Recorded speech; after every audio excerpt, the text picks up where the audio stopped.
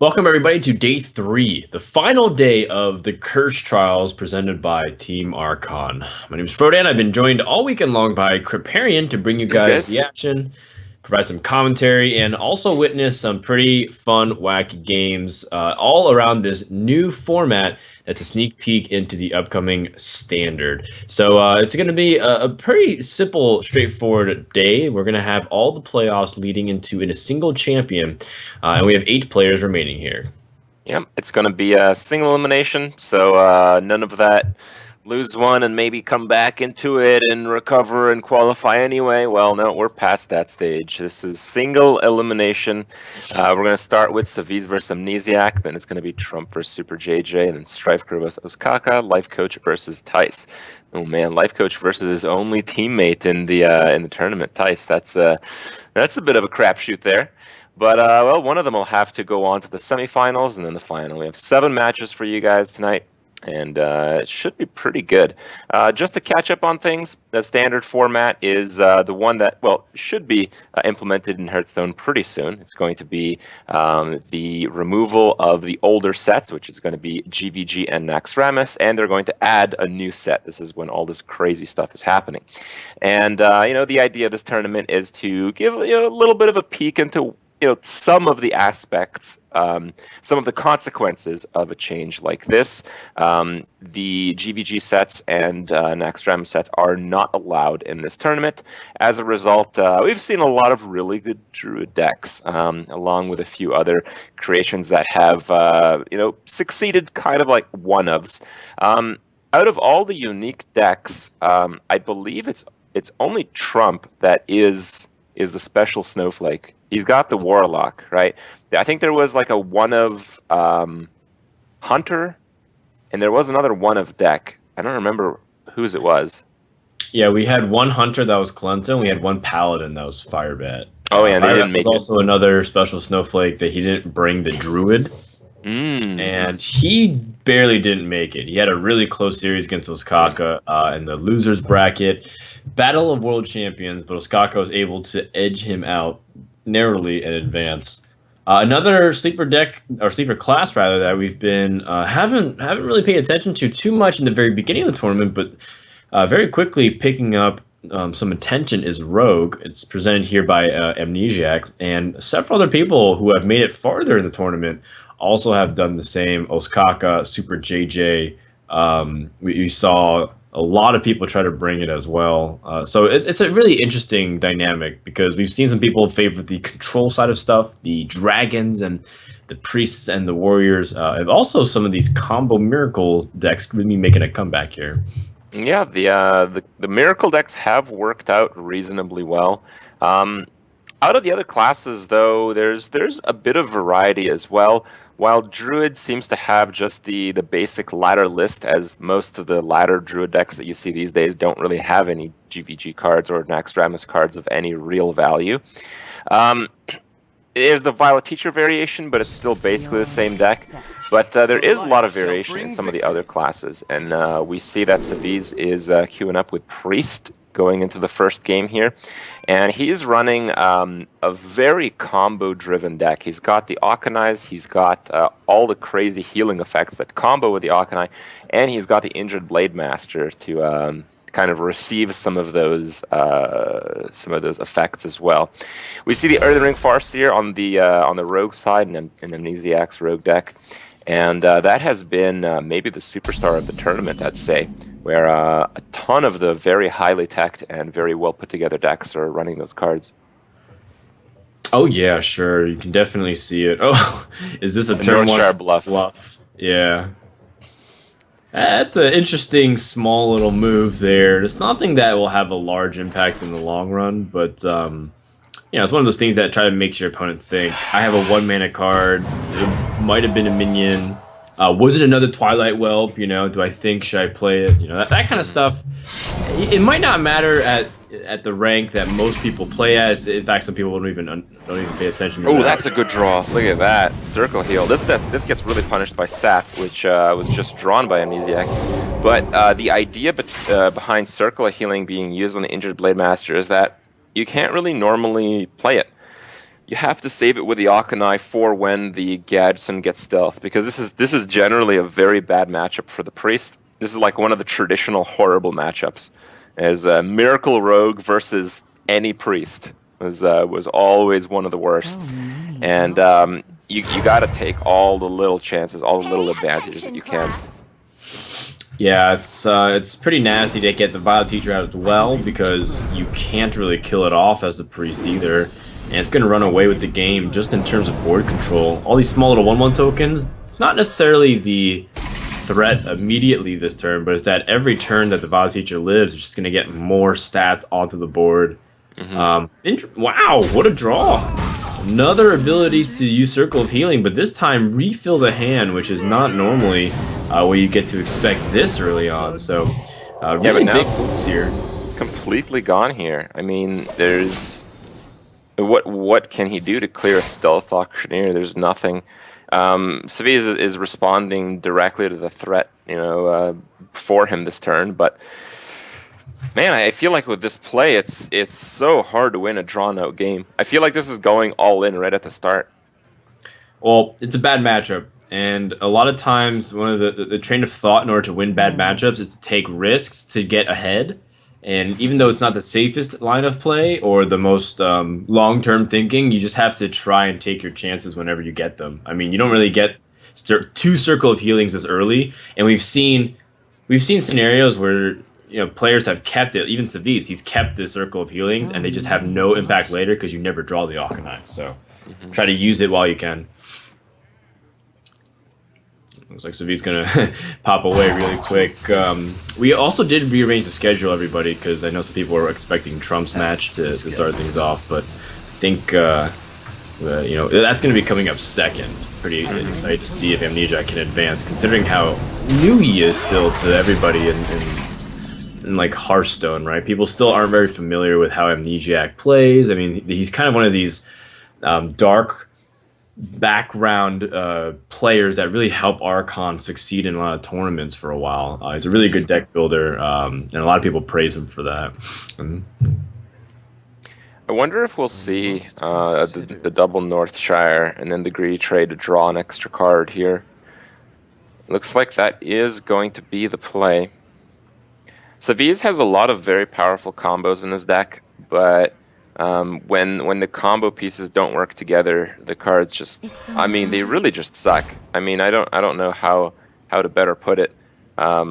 Flash heal when you don't have like an Akanai or a huge heal recipient, which is actually pretty rare. It's just not going to do anything. Yeah, it's a really good point. I mean, Flash heal in itself has no impact onto the board. Because, I mean, okay, that's not true. If you have, like, an Ninja Blade Master number 2, there's still uses for it, but it's like you said, in a vacuum, say hypothetically you both were top decking and you had empty hands, drawing Flash Heal off the top is not going to do anything. So that in that case, you're absolutely right. But, in cases here where you can establish a firm board... Whoa, there it is! The dream! Now, you can also go Super Greed by healing it first, draw 2 cards, and then Flash Heal it, draw 2 more cards, and then all of a sudden, you might be in a position where, I mean, you might have more cards to out-card the Rogue, but I think you have to start worrying about, as the more mana comes in, are you just going to get blown away by that Auctioneer? I like the Greed Heal, to be honest. It's 2 cards for a little bit of tempo. And it really is a little bit of tempo. We're talking about a 2/4 taunt that just straight up dies to the 4/4 Drake. It's true. Not to mention, Azure Drake with Spell Power and Rogue, there's so many easy ways for it to conveniently remove, like a backstab with just the hit on the dagger, so... The tempo feels like it is negligible. Northshire Cleric's job is definitely done. Like, she did her part. Drawing almost a full hand. Well, we're not off the job yet. We still got one in play here. I'm not even sure it's going to fall. I think the Drake might hit face. I think at this point the Priest has enough cards. You don't really care, do you? I guess you care then. Okay. Well, it's a valid question for sure. It's one of those things where, because the attack as well, he missed 4 damage and now the Drake dies. assuming he used the Blackwing Corruptor. It's completely valid to evaluate like whether or not you need that damage. But maybe the rogue feels like it has enough damage anyways, even without it. Oh man, backstab, pretty big. I got the best So this is a pretty clear turn. You just gotta have to go for this. I don't know if you actually backstab this turn. I think you don't. There is no risk of Akanai being lost. You don't even have to play around Sylvanas' death, which you definitely don't have to play around in general. But the chance of that auctioneer dying is 0, right? Oh no, the Holy Nova Power Word Shield. Power Word Shield top deck could actually clear the board. Power Word Shield. Yeah, Pyromancer, Power Word Shield, Holy Nova for 3. Oh, he still can do it. Yeah. That works. He can't get punished. Famous last words. That's what you always think. But Amnesiac does end up using the backstab anyways. And as such, because he does end up using the backstab, he draws a card, which helps him get a little bit deeper. So he did play around this idea that he wouldn't have the auctioneer next turn. Lotheb's not in this format either. It's an illegal card, so it's something that has helped rogues significantly. Yep, Flash Shield a minion. This is the best sequencing for sure. Flash Shield being pretty effective this game. Like it's given him some opportunity to load up the board presence with the Injured Blade Master. It's counted as like an activator for a spell when he needed it the most, and this is not usually what you see. An opportunity to kill off a stealth Gatchazan Auctioneer. That used to be the stuff of Priest Nightmares. Yeah. Now you have a clear with a Blade Flurry here, and I think you might just want to take that. Just the attack Blade Flurry because the spell damage does 1 extra. Yeah, probably best to save your coin in case you pick up another auctioneer. You can shiv. Oh, thank you. Okay, he's gonna try to save the Blade Flurry. Interesting. It also makes sense. Blade Flurry is one of your best cards against Priest. Oh, he does have Sylvanas. I don't think we've seen that one yet. It makes sense. I mean, Sylvanas is such a complicated. Like a lot of times, Savjz is kind of like AOE because everyone has to trade into it before, unless you're willing to give up something on the board. Even then, it's like 2 minions that are impacted by it at least. So Savjz does feel like it's a good compensation if you're like missing Light Bomb and you have other stuff. But it's like, how many combo cards does he have in his deck to make sure that he has other stuff to do? So, all right, well there goes the Tomb Pillager. While it's not a huge immediate threat, you could definitely taunt up before it, but Savjz is really trying to play the denial game. He has the card advantage right now, and he knows he can maintain it if he denies a lot of these spell draws. Yeah, I like it. It's a pretty smart line of play to just deny any comeback mechanism that your opponent has. So he says, right around now, Rogue always just struggles to have cards to play. It just can't be mana efficient at all. All these spells are just cards that combo with other things. So he's going to take away one of its immediate threats, plus the added bonus of your opponent doesn't get the coin if he ever picks up an Auctioneer, so it's 1 less card. I like it. It's a smart move. I think he has to do a Twilight Guardian and a heal on the Injured Blade Master. Playing both just sets you up for a disastrous big Blade Flurry. Yeah, there's definitely potential still. Even though you lose the oil, there's still that threat of this rogue deck could have something. Wow, crushed! Priest steals one from the rogue, and that's kind of a pun, but not really. Like, the priest here really wasn't supposed to be that quick onto the board. That Injured Blade Master play, but was really huge. But the second thing that really put it over the top was just the card draw from the priest. That drew way too many cards from the cleric. That ended up giving priest the fuel it needed. It should have been out of cards a long time ago, and he was forced to play like Twilight Guardian into, the Tomb Pillagers, and that would just be really bad. Yeah, card draw is absolutely immense. It is what led to what was the a crazy draw. That flash heal with the pyro play allowing to clear the auctioneer just denied probably at least like 7 cards being drawn from the rogue side, and that would have been a completely different game. So it was just the right card just in time, and that was only possible from the greedy draws early on. You can get away with greedy draws if your combos are ridiculously strong, and Savjz proved that once again with his priest deck there. Yeah, it's a good observation. Because he drew so deep, he landed exactly on that card. So he was, I guess when you draw that many cards with clerics like 6+, 7+, you're bound to hit some of those combo pieces that work well together. So ended up being okay. Now to radically shift gears, Rogue is going to stay for Amnesiac, while Savjz has moved on to the Shaman class, one that's been generally really good. Still on the more inconsistent side compared to Druid, because it feels like Shaman is a victim of being targeted a lot by some of these dragon decks. Not necessarily the case for Savjz because he's facing a rogue, but Shaman has had some ups and definitely some downs so far this tournament. It looks like this Tunnel Trog is going to actually make it. For now. The rogue has to hit it once with a dagger for it to die to an elaborate SI play next turn. Which is what Amnesiac has to sell for it. Very good. I do, because of the threat of Feral Spirits. Your opponent's on coin.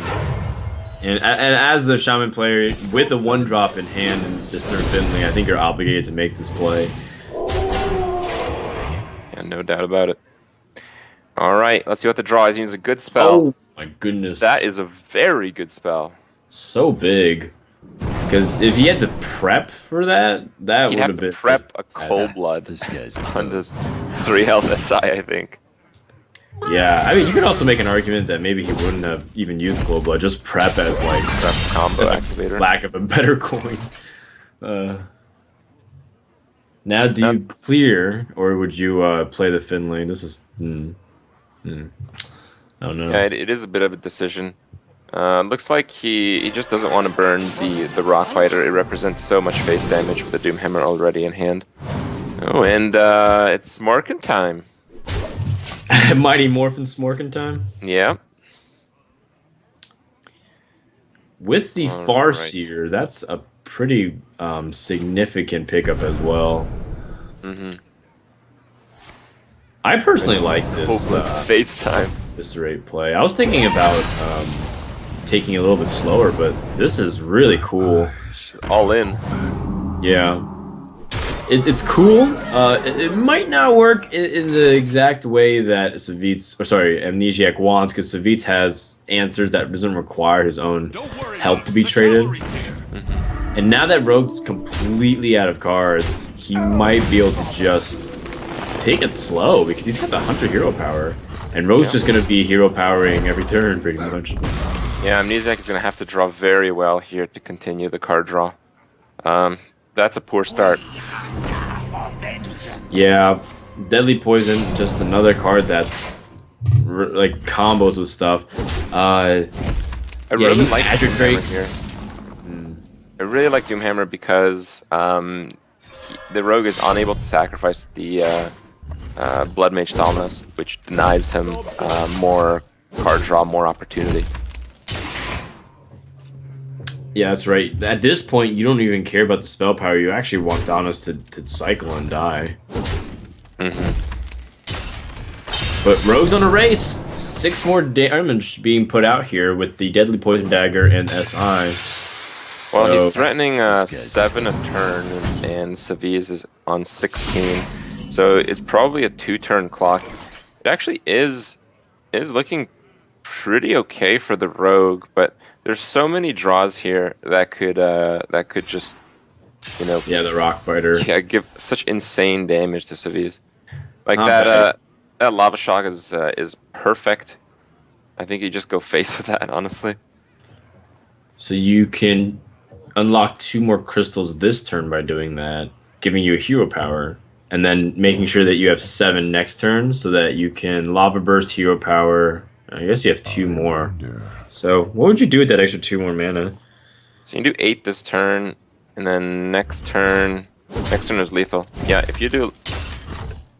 No, you don't even have to do it this turn. You can just Lava Shock next turn.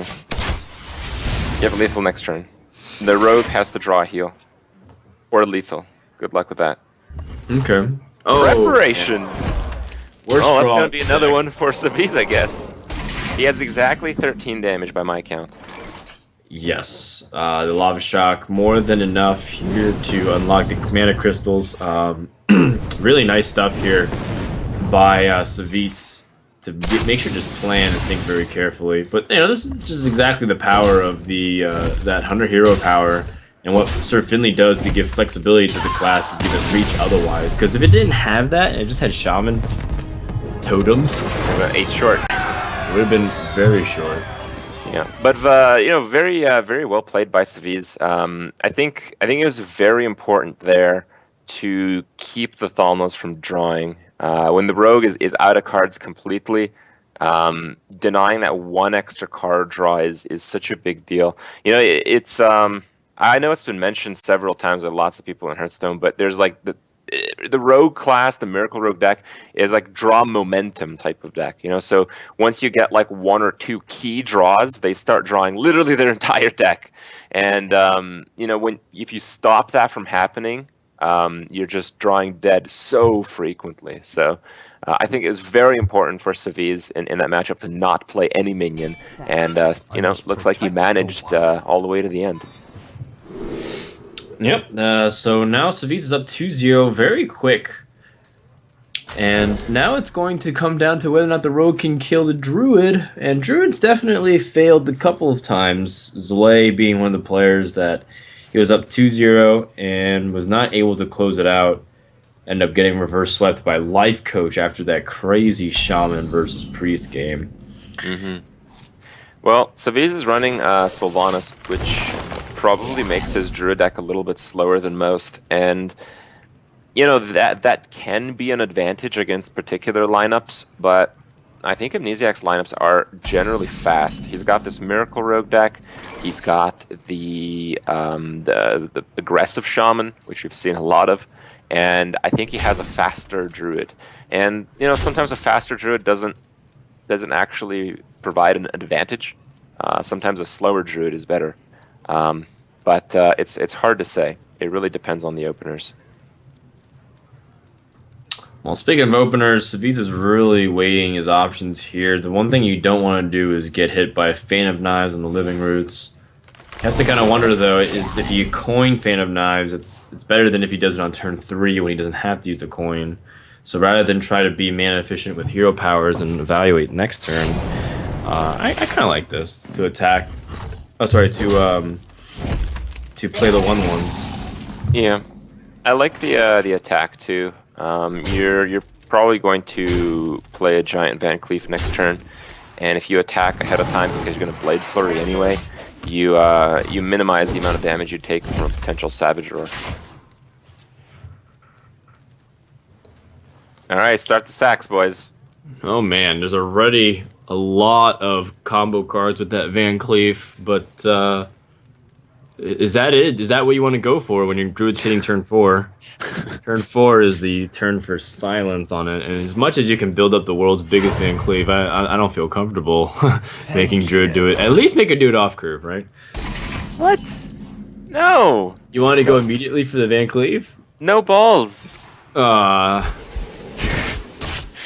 They're spamming it in chat already, you know it. Uprooted Ancient of War. Can you tell me? Yeah, like last week. It was a warrior with like no cards at like 9 life. Makes sense sometimes. Wish I was as manly as you were, Crip. So manly. I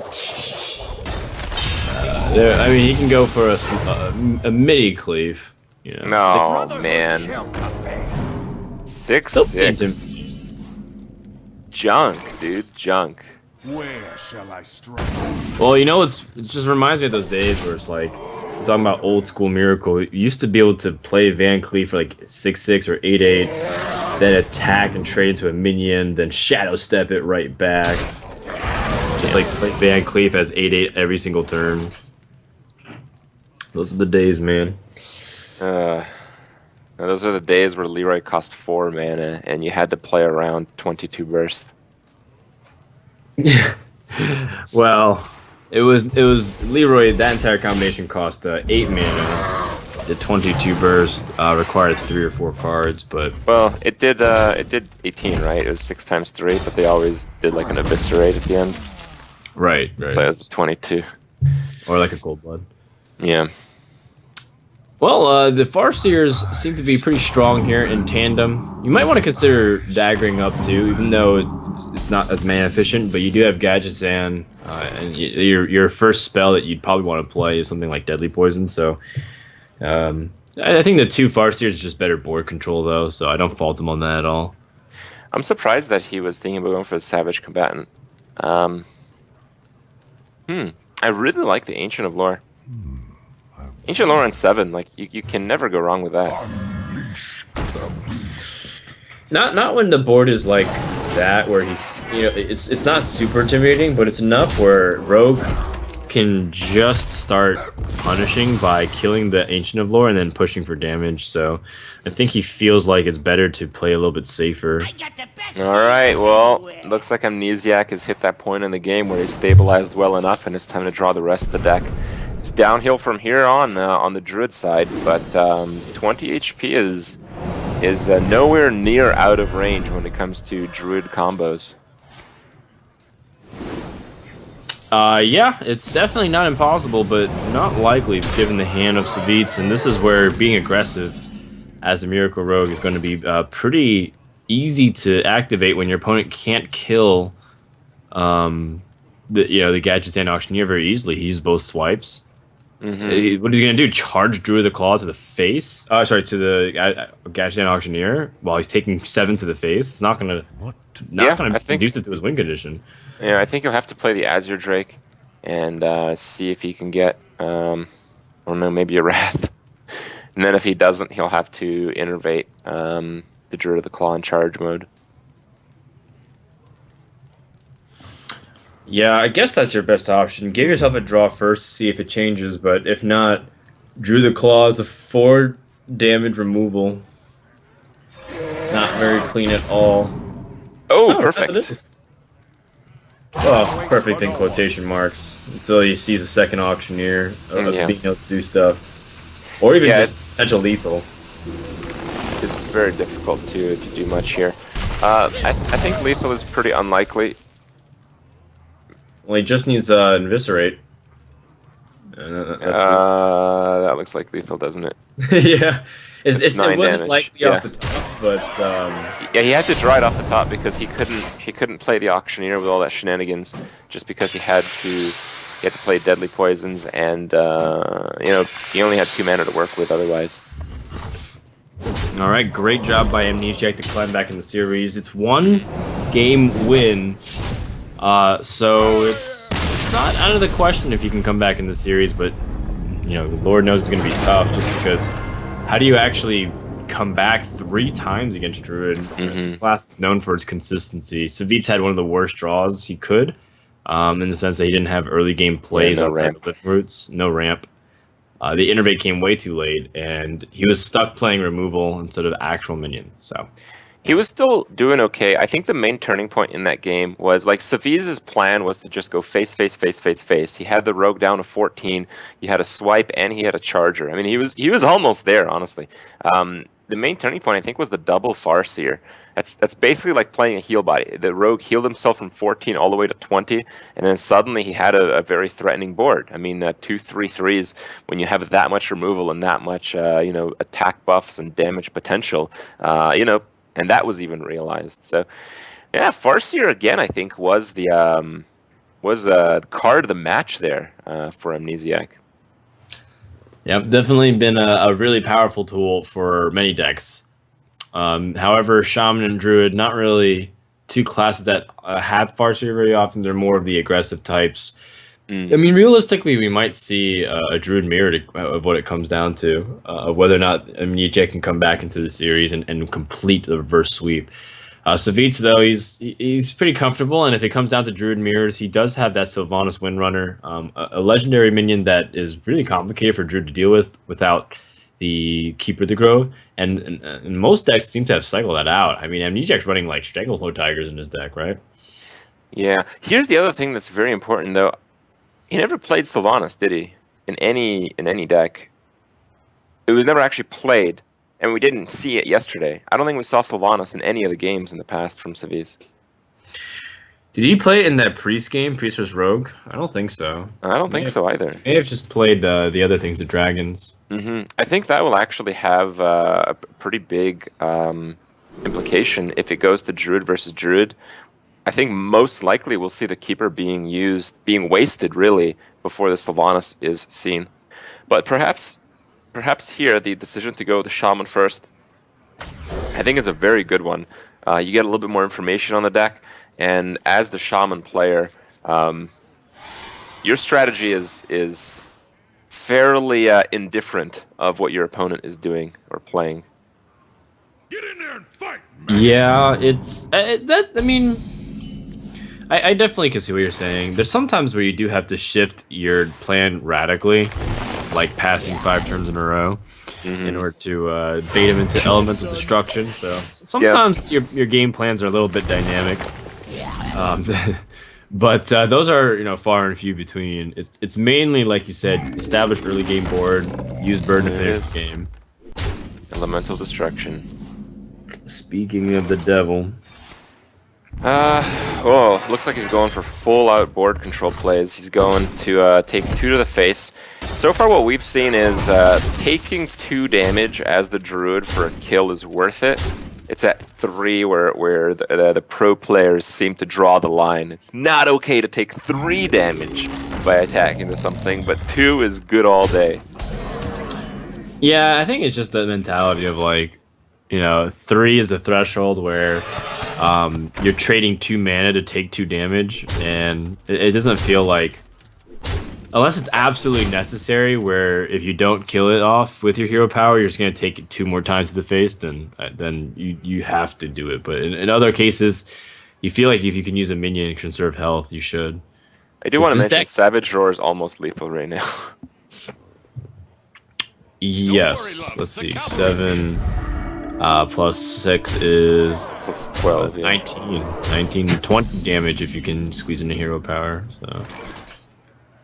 And on the other end, I mean, Shaman's got some pretty intimidating board too. No swipe to easily start picking things off, so he's got to figure out a way to efficiently remove it without giving up too much. No, that's a pretty good 1-drop. Yeah, it gives you an extra card. It's not like a 1/1 or a 1/1 with no ability, or even a 1/2. Sometimes it's just kind of like a vanilla 1/2. It just feels pretty weak. Well, if I'm the Shaman player here, I'm like, okay, this guy doesn't have Savage Roar. It's time to continue going face. You would just never, ever make this play if you had Savage Roar, right? Well, he would use it to start things off, right? Yeah. He'd use it on the board of 5 minions. Possibly only trade 1 minion and go all face with the rest. This is 10 damage in the hand plus the 2 on board, so 12. It's almost there. Almost, but still pretty far. Because Druid is still going to try to hero power, and you never know if there's taunt minions that end up making it, so that, because you probably won't want a Rockbiter now, so you don't know if the Rockbiter can get the guaranteed damage in. Have we seen Ancient of Wars from Savjz? We've seen a few of these other more unusual cards. I'm wondering if he's just not running Farseers, which would also kind of be a bit of a disadvantage in this matchup. Or he's not running those taunts. It's one of those things that are a little bit absent.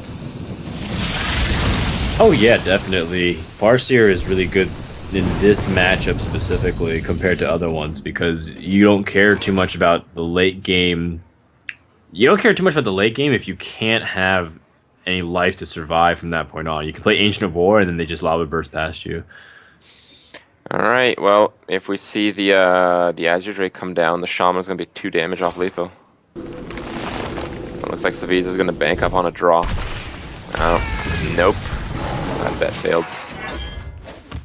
I mean, it's not a Farseer. Farseer would have been great, but I don't think you really take out Emperor from the Druid deck these days. It was one of those cards that people thought maybe they could, but I feel About a couple months ago, people were like, no, like the way you often win as Druid is to get a huge discount on a lot of your Force of Nature Saboteur cards. Mm-hmm. Would you Lava Burst now? You don't have a Spell Power Totem, so maybe you're waiting for that. You can pass, I guess. Yeah. I like the pass. Even though you don't have guarantee of getting the Spell Power Totem next turn, you still most likely, whatever card you can play, you can. I mean, whatever you pick up, you can probably play it with the mana. Feral Spirit's one of the most expensive cards, but he can still fit everything. Yeah, it looks like it's just gonna have to be Feral Spirits and Hero Power again. But the Shaman is gaining right now. Just that Ancient of Lore is gonna come down these turns and negate the Lava Burst. Yeah, as early as Lava next. Burst for 6. That's 2 off lethal here. With Ancient of Lore inevitably coming down to heal Savjz, it's pretty hard to conserve your resources at this point. You really want to go hard because, again, now you're starting to wonder if you have enough mana for the following turn to be able to use these cards if you needed to. Mm-hmm. So, tough decisions. Ends up using a Rock Biter instead.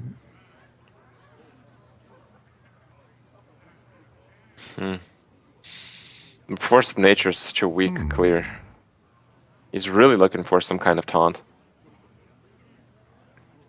Yeah, not to mention that he's going to die if he uses Force of Nature. Does he?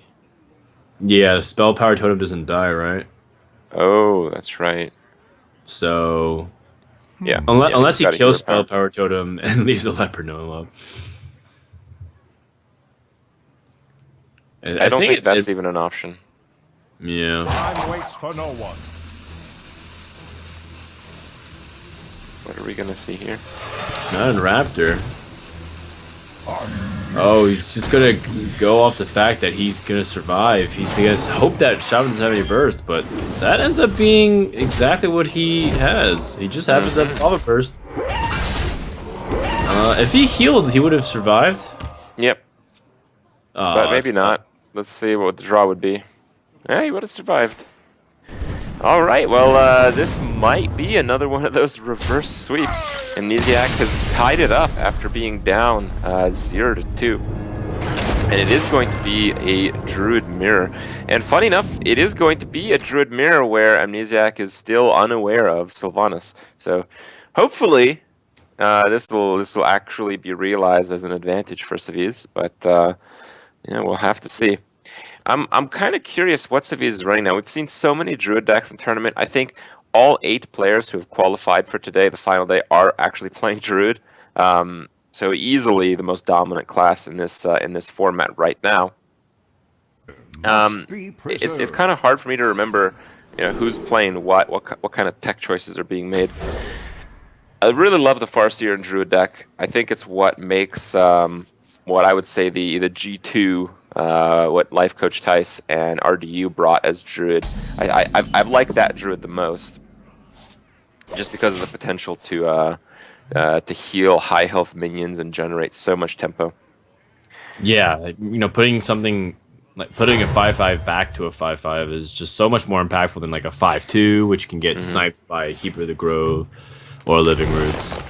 I'm in your camp. I think the G2 list is probably the best for the current meta, but one thing not to be underestimated is just the power of a Stranglethorn Tiger. That card can be pretty nuts if you just sit on it and pick up a really good trade, or even in the late stages of the game. It can also represent great setup for lethal. Savjz is going to be pretty unhappy seeing his opponent getting Wild Growth and the Innervate, leaving him pretty far behind. He has to Innervate the Drake. Oh, okay. No, I like that a lot.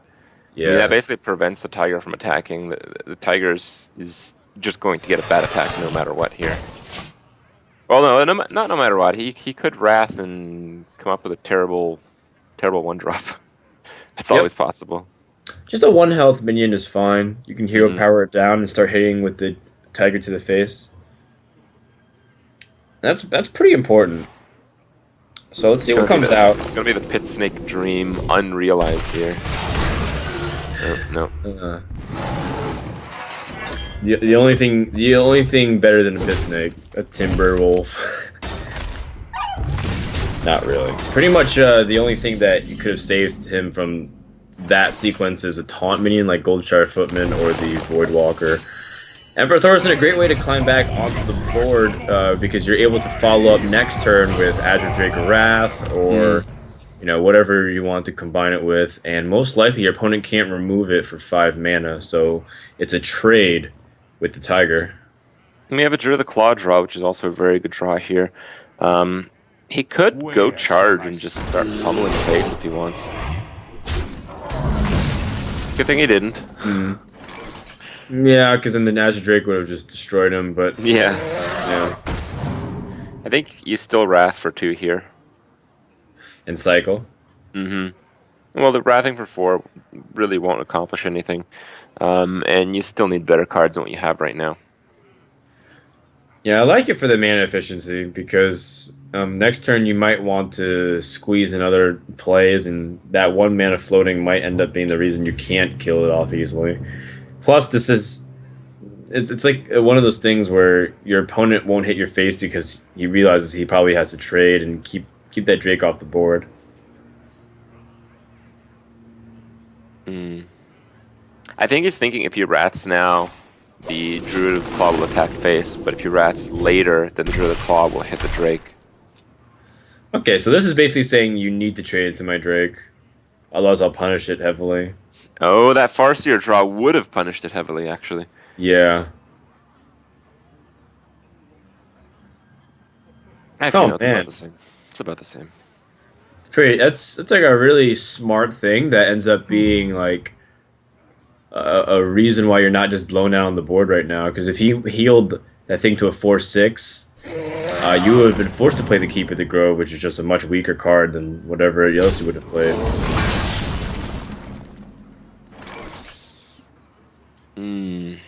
You're 1 mana off from killing the Drake with Living Root's Hero Power.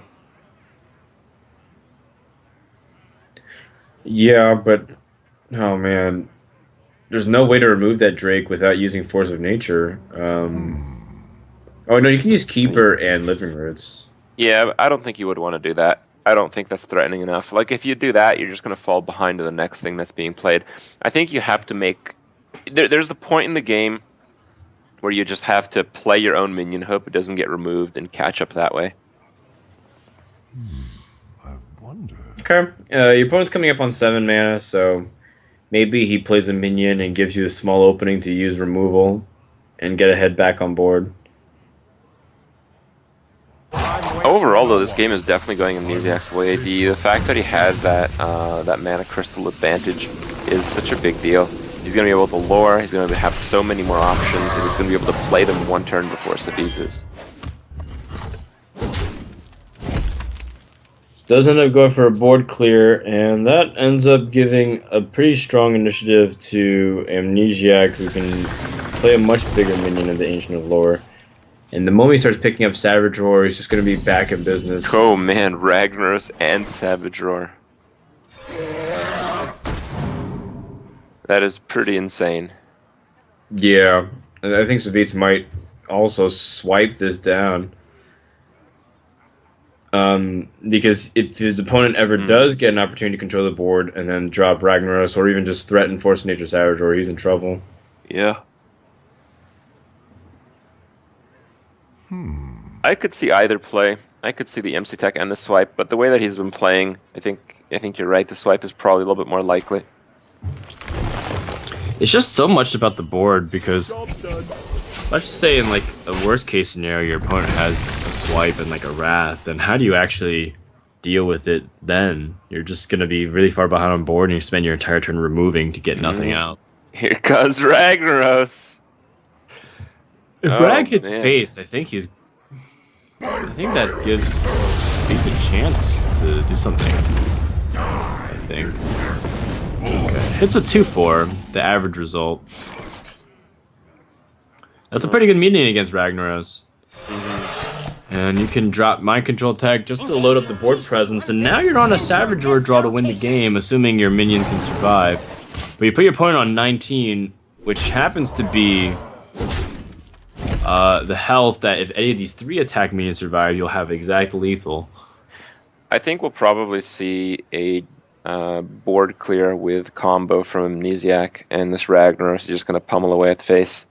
Ragnaros is so good when your opponent is playing one thing at a time. Let's see. Do you need to? You can also use Keeper, Living Roots, and Swipe, I think. You can save the Force of Nature Savage Roar. If you use the Keeper onto the 3/2, and then you... It's 1 mana from clearing, though. Keeper... Oh, you mean Keeper for damage? Oh, Yeah, I hope yeah. to get a 1 health minion. Interesting. I like that. I like that a lot. It plays around the Pit Snake disaster as well. You keep her first and make sure you can swipe that thing down. Yeah, but Ragnaros might miss one, and it's much less likely if you combo defensively. But if you combo defensively, you also take a little bit of damage. So I think I like your play better. I think playing safe in this position is the best way to do it. Amnesiac's running out of time! What happened? Oh no. No! His teacher found his iPad under the desk! Wow. I don't know how this keeps happening, but Savjz keeps running into players who just keep disconnecting on game 5. Or is it? I'm not sure. Or is this the next level Archon play that I'm not prepared for again? Maybe Amnesiac and Zalay have been co-conspiring on how to do next level strategies. Because that seemed to me like a really good clear opportunity. And now, Amnesiac's dead. Yeah. Like, even if he came back right now, there's just no way he can climb back that quickly. Oh no, he had Farseer, so he would be outside of Force of Nature range. Wow. And I thought Savjz had absolutely no chance. You know, you always like are at that point where maybe you're 1 game away from Legend, you're at like rank 1 5-stars, or say you're at like 11 wins on your arena run, and you always think, man, I can't win. This is a 0% chance to draw lethal or anything like that. But there is that one opportunity where maybe my opponent's internet disconnects, or his modem crashes, or Comcast is Comcast. So. Yeah, I really feel like if Amnesiac went with your play, did that damage keeper swipe play to clear the board, Ragnaros hits. There's no chance. There's no chance he loses, right? No removal. But, yeah, I mean we were disconnected like on that turn, so you don't know if he was gonna make that play. You don't know how it would have turned out, and right. He might have ended up going for combo clear and then give up his way to win, and then you don't know. Actually, we do technically know the next draw Savjz had with the second Force and the Ancient of Lore. Either way, it's not the way you want to go, but that's just the way the cookie crumbles. It looks like we're getting word from the admins that the Savjz is just going to advance because we don't have a response from Amnesiac. I hope he's okay. And I hope everything's all right on his camp, because you never know with these kinds of things of what happens. So I could hope everything's all right, because we didn't have his cam, so we didn't get to see anything what was going on. Yeah, and some of the earlier games we saw the frozen image as an indicator to what's actually going on. But yeah, you never know. We're told to give it another second to sort it out, but we do believe that Savjz is going to claim that as a victory. Man, that is really never lucky for Amnesiac. Yeah, that's pretty unfortunate for him. There's no way to beat around the bush on that one. But let's go ahead and just focus on what's coming up here while we have a brief second to show you guys the brackets. Coming up next, we have another match. It is Trump versus, is it Super JJ? That's right. That's going to be pretty awesome to see how it's, these lineups stack. Super JJ is a pretty interesting lineup. He's got that mid-range Shaman. And Trump's got that Zoo Warlock without the eggs, without the implosion. It really is 24. You don't need that stuff. I feel young again. Yeah, we're totally way old now. Well, to follow that, it is going to be Strife Crow versus Iskaka. Muskaka just qualified through the decider match yesterday. Made it through. It's going to be playing Strife Crow. Strife Crow, I think, has fairly standard lists going to the tournament. And to follow that will be teammates, life coach, and Tice. Their whole team brought the exact same lineup throughout. And, well, I don't expect any of them are going to play too differently. So, well, we'll see who gets the best side of that coin flip, I guess. Yeah, unfortunately, for them, the friends become enemies. But I guess you at least guarantee a G2 player in the top 4. And that might be the way to stop them. You know, have G2 play each other in a tournament. Could be one of the ways. Devious. All right, so yeah, looks like we've got confirmation that that's going to be the ruling. Savjz will take the win, awaits the winner of Trump versus Super JJ. We're going to take a break. Before we do, we also want to shout out our sponsors. Big thank you to geekfuel.com/teamarchon. Check out that link for all that swag that you guys can get. Also, the Curse Network and Hearthstone. They're doing a tool of the Innkeeper. It's allowing you to help manage your card collection in Hearthstone. Check it out, innkeeper.com. We're going to be back in just a few minutes, and when we come back, we're going to have Trump versus Super JJ. Stay tuned.